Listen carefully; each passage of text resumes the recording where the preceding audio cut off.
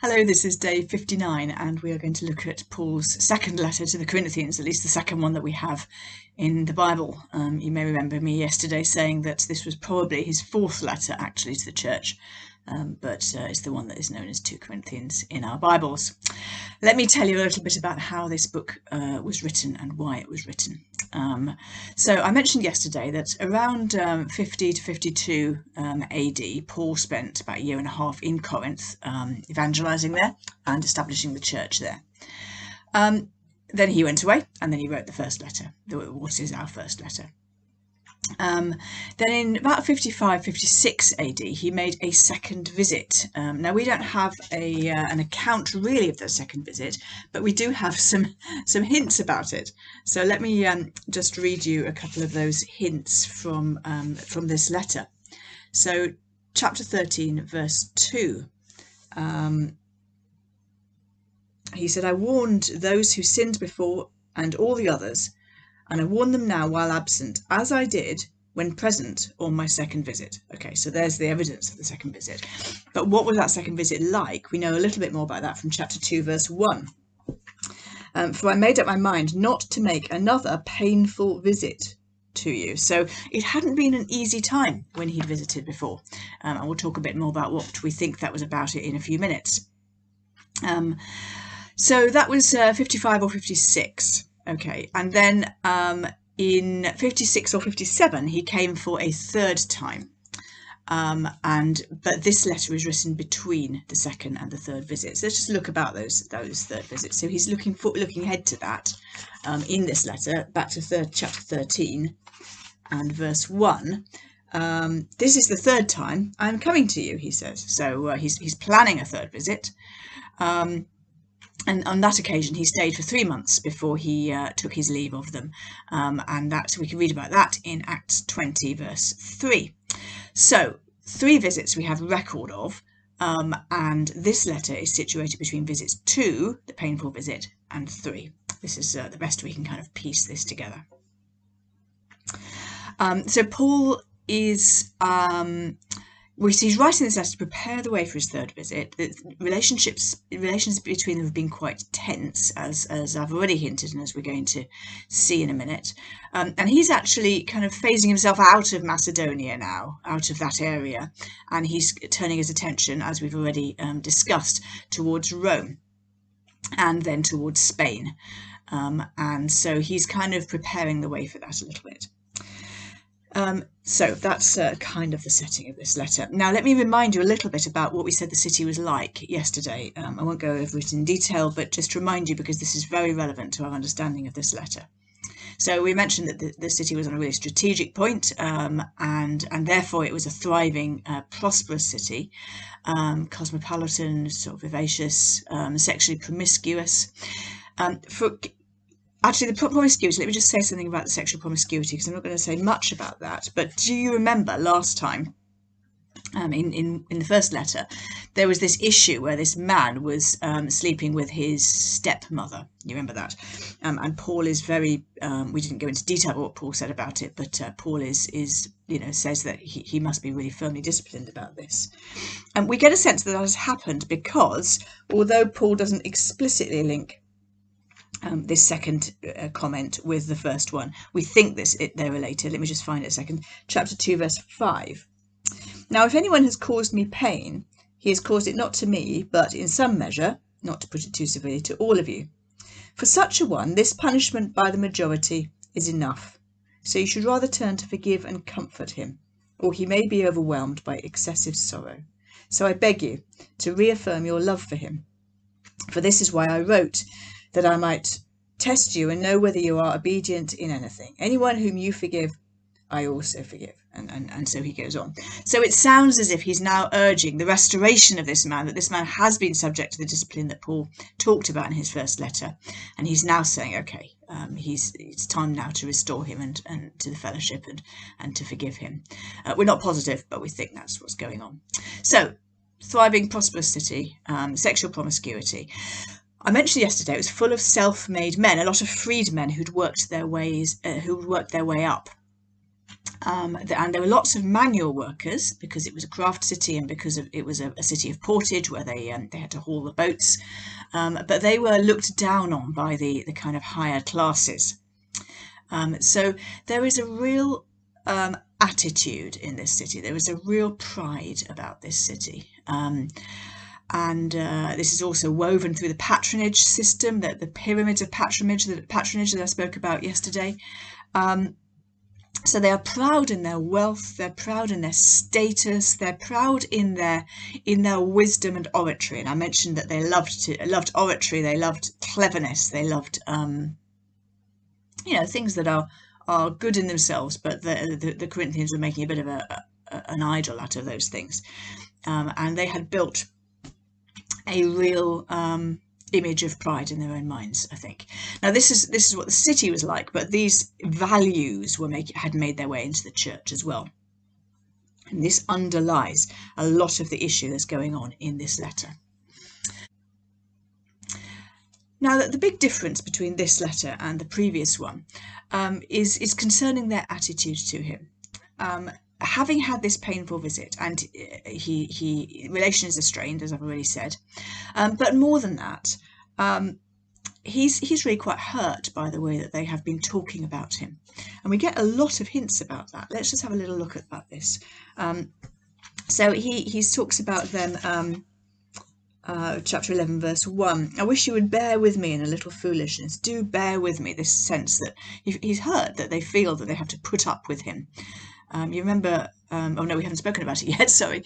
I was speaking about it somewhere else, but in the letter to the Philippian church, which we'll be doing in a few days, there we get a sense of deep affection and their deep affection for him, and here it's just a lot more tense. They've been ready to believe a whole lot of criticisms against him, actually, including the criticism of being worldly and irresolute. Now, one of the issues is that he had hoped to visit them sooner, make this third visit sooner, and he's had to change his plans.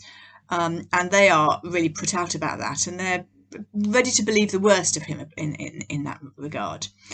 So chapter 1, verse 17, from 16, I wanted to visit you on my way to Macedonia, and to come back to you from Macedonia, and have you send me on my way to Judea. Was I vacillating when I wanted to do this? Did I make my plans according to the flesh, ready to say yes, yes, and no, no at the same time? As surely as God is faithful, our word to you has not been yes and no. So he's heard that they would believe that about him. And then continuing, actually, I call God to witness against me. This is verse 23. I call God to witness against me. It was to spare you that I refrained from coming again to Corinth. Not that we lord it over your faith, but we work with you for your joy, so that you stand firm in your faith. For I made up my mind not to make another painful visit to you. So he'd prefer to write and try and address these issues rather than come and have to thrash it out with them, and kind of have arguments with them.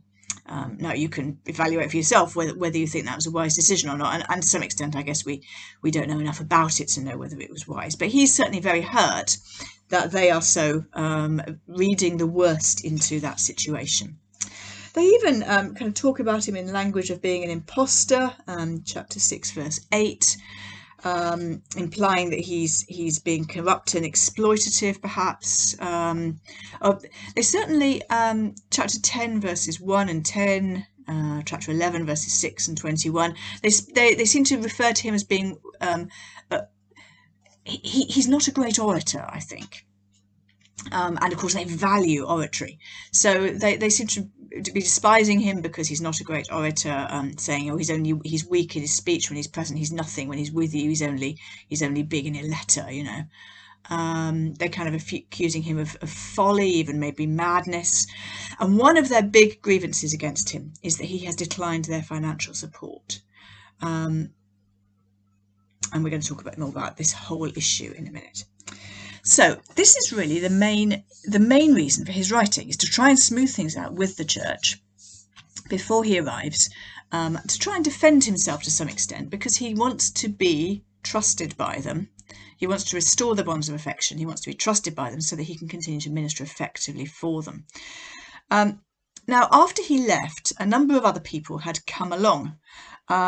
and we're going to see something, oh, it's different really, but it's going to sound similar when we talk about Galatians tomorrow. But that they haven't come along to correct his doctrine, as has happened in Galatia. But these they're kind of dubbed super apostles. These super apostles have come along with great signs and wonders and commanding huge salaries for their slick oratory and rhetorical skills. The Corinthian church valued what they had to pay for. And Paul had declined financial assistance. Now, I mentioned this yesterday, and I did touch briefly on the reason for it, but I want to talk a bit more about that now. So do you remember the patronage system? And you remember this idea that, a new sort of orator would come to town and some rich patron would scoop him up and say, you come and be my client. This is what the term is, the patron-client relationship. You be my client. You demonstrate your oratory when I want to put on a dinner party or something, and maybe you make political speeches for me, and I'll support you financially. Now, no doubt there would have been some wealthy patrons within the church who would have loved to have scooped Paul up in that way and taken him into their own household and had him as their tame apostle. And Paul is absolutely determined that he's not going to become beholden in that way to anyone. And I think, as I said yesterday briefly, when you are employed by somebody, it's very hard for you to speak critically about them. And he wants to retain the freedom to be able to speak truth to everybody in the church, whether they are rich or poor. Now, we see that in his first letter. We see him speaking to the man who was sleeping with his stepmother, and we think that the reason the church had held back on condemning that was because this man was a rich patron. Doesn't stop Paul. We see Paul having a go at those wealthy people who come to the Lord's Supper and then scoff all the food before the poor people get there. Might have intimidated the poorer people in the church, the people who are lower down in the patronage triangle. Doesn't intimidate Paul. And why doesn't it intimidate Paul? Because he is not financially beholden to them. And so he works with his hands. He works as a tent maker. Now, if you work as a tent maker, you sit on the floor sewing. This is how you would operate. And so you are embodying with your physicality the lowliness of your work. And they would have found it very easy to look down on a tent maker who supported himself by his own means, by his own manual labour, rather than commanding huge checks, and rather than bigging himself up and exercising this sort of grand rhetoric, which isn't Paul's style or maybe his gift. And so therefore they despise Paul. And when he's now had to come and speak to them quite firmly about some issues, and relations have become tricky between them, then that has enhanced their ability or enhanced their determination to despise him. Now, the interesting thing is to look, and this is perhaps the key thing about this letter, is to look at the way that Paul addresses this. You might have thought he would come with great proofs of his authenticity and his validity, of his greatness. And although he does very much want to affirm that the gospel that the gospel authentically came through him, and he wants to affirm that he has the message of Jesus Christ, one of the key ways that he addresses this criticism of him is to embrace it, is to say, yep, you're absolutely right. I'm very, very weak. And he does that in a quite extraordinary way and at quite some length. So I'm going to read you several passages now. So first of all, chapter 4, beginning at verse 8. We, that's he and his colleagues and true apostles really, are afflicted in every way, but not crushed, perplexed, but not driven to despair, persecuted, but not forsaken, struck down, but not destroyed, always carrying in our body the death of Jesus, so that the life of Jesus may also be manifested in our bodies.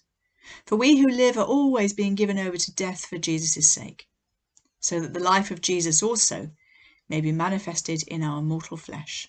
So death is at work in us, but life in you. So here he's emphasizing the afflictions that he has suffered and is suffering by nature of his calling as an apostle. This isn't like a super apostle who swans about the place in a chauffeur-driven limo and what's the name of that plane. There was a big scandal a little while ago about some sort of American televangelist who wanted to just try and persuade his followers to buy him a second plane so he could do the Lord's work. That's a super apostle, I would venture to say. And Paul emphasises his affliction, his perplexity, his persecution, and his carrying around in his body the death of Jesus, as it were. In order that life may be at work in those to whom he ministers. Remember, I said yesterday that he's all about building up the church. He's all about the gospel. He's all about building up the church. Let me read you another example, chapter 6, beginning at verse 3. We put no obstacle in anyone's way, so that no fault may be found with our ministry. But as servants of God, we commend ourselves in every way. How does he commend himself? By grand rhetoric and great signs and wonders? No. By great endurance, in afflictions, hardships, calamities, beatings, imprisonments, riots, labours, sleepless nights, hunger. By purity, knowledge, patience, kindness, the Holy Spirit, genuine love, by truthful speech, and the power of God, with the weapons of righteousness for the right hand and for the left, through honour and dishonour, through slander and praise. We are treated as impostors, and yet are true, as unknown, and yet well known, as dying, and behold we live, as punished, and yet not killed, as sorrowful, yet always rejoicing, as poor, yet making many rich, as having nothing, yet possessing everything.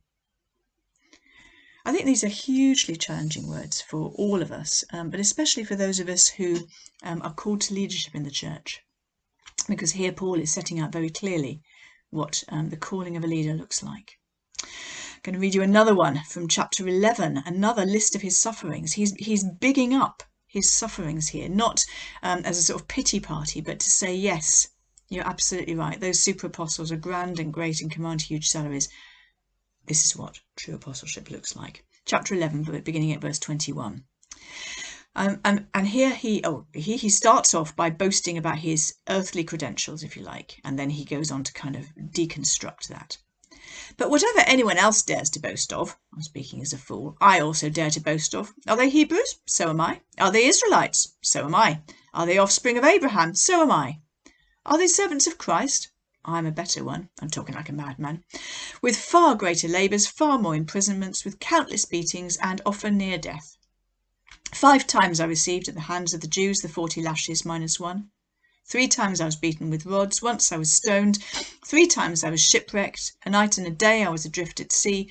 On frequent journeys, in danger from rivers, danger from robbers, danger from my own people, danger from Gentiles, danger in the city, danger in the wilderness, danger at sea, danger from false brothers, in toil and hardship, through many a sleepless night, in hunger and thirst, often without food, in cold and exposure. And apart from other things, there is the daily pressure on me of my anxiety for all the churches. Who is weak and I am not weak? Who is made to fall and I am not indignant? If I must boast, I will boast of the things that show my weakness. The God and Father of the Lord Jesus, he who is blessed forever, knows that I am not lying. At Damascus, the governor under King Aretas was guarding the city of Damascus in order to seize me, but I was let down in a basket through the window in the wall and escaped his hands. It's extraordinary the way he takes the criticisms that they are levelling at him and says, yep, actually you haven't got, let me just add to that. Let me just tell you how weak I am. So if you like, then these words might be his summary statement. So he talks about having been translated into heaven and having seen great visions, and how these great visions might have made him proud. Chapter 9, beginning at verse 7. So to keep me from becoming conceited, because of the surpassing greatness of the revelations, a thorn was given me in the flesh, a messenger of Satan to harass me, to prevent me from becoming conceited. Now, we don't know what that thorn in the flesh was. Some people think he had a recurrent fever. There is some evidence that he gets sick from time to time. Some people think he has problems with his eyes. The letter to the church in Galatia ends with, see what large letters I'm using as I write this bit with my own hand, because most of his letters he dictated. So maybe he had a problem with his vision. We don't know what that was. We know that he had an affliction, some sort of physical affliction. Verse 8, 3 times I pleaded with the Lord about this, that it should leave me. But he said to me, my grace is sufficient for you, for my power is made perfect in weakness. Anybody who says that those who suffer, those who die, have not exercised enough faith are not reading their Bibles properly. Because here we see very clearly, if we haven't seen it already in Job and elsewhere, in Isaiah 53, in the life of Jesus, if we haven't seen it anywhere else, we see it here. 3 times I pleaded with the Lord about this, but he said to me, my grace is sufficient for you, for my power is made perfect in weakness. He doesn't always heal us when we pray because he has other plans and purposes. Paul's conclusion, therefore, I will boast all the more gladly of my weaknesses, so that the power of Christ may rest upon me. For the sake of Christ, then, I am content with weaknesses, insults, hardships, persecutions, and calamities. For when I am weak, then I am strong. That might be his summary statement for the letter, perhaps. In chapter 4, beginning at verse 7, he speaks about the gospel of Christ being concealed in jars of clay. And that's you and me. That's his description of his own ministry. He's just a clay jar, but he contains the glorious gospel of Jesus Christ. I remember hearing this preached, and the preacher got out a plastic bag, a Tesco bag, and said it's like putting your crown jewels in a Tesco bag.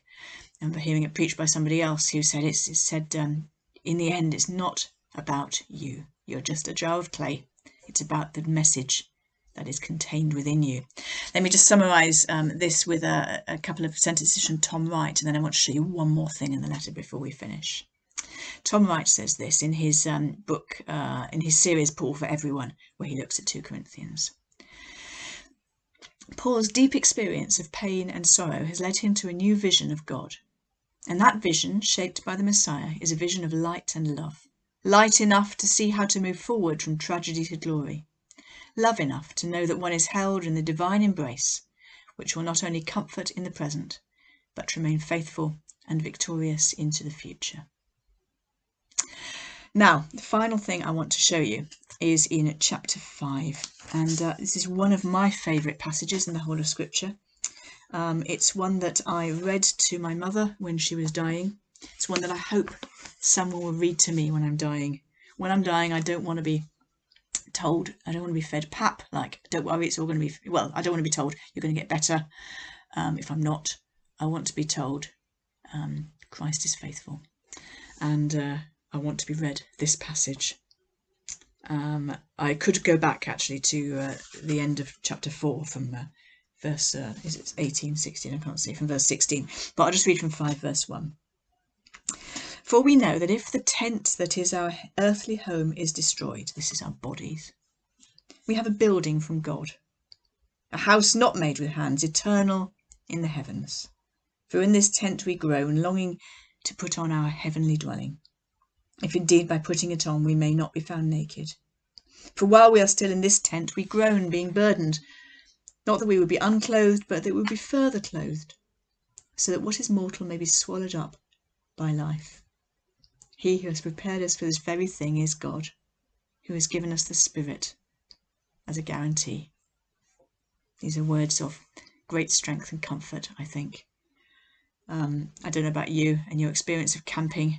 Camping's all very well, but at the end of the holiday you want to go home to bricks and mortar. I do anyway. Certainly when the winds come and the rains come, when the winter comes, you want to be safely ensconced at home in bricks and mortar. And this is the kind of the image that Paul is using here to refer to the clothing of our bodies with our new heavenly bodies, which is going to be like the body that Jesus Christ had when he rose from the dead. Wonderful words of great strength, and I commend them to you as I commend this whole wonderful letter to you. God bless you. I'll see you tomorrow. We're going to talk about Galatians.